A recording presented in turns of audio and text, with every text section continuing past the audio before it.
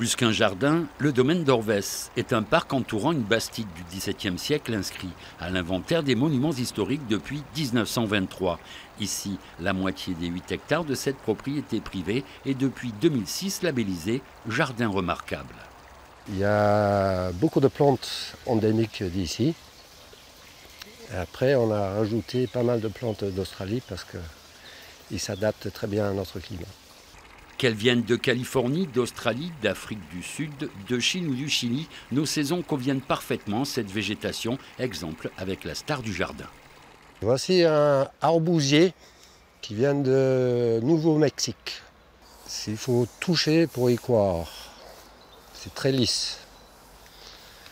Et cet arbre, il reçoit beaucoup d'amour des visiteurs.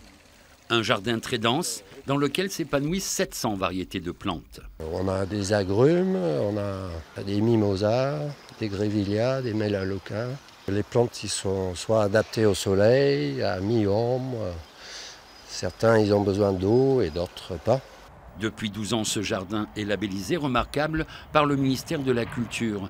Une labellisation renouvelée ou pas tous les 6 ans. Je fais le travail avant qu'ils arrivent et après c'est eux de découvrir le jardin. Vous les lâchez dans la nature?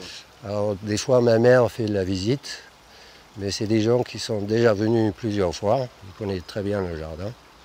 Alors moi je trouve que c'est la meilleure façon de visiter le jardin, c'est de le découvrir soi-même. Et pour la 5e édition de la Journée des plantes, ce jardin sera ouvert au public ce week-end.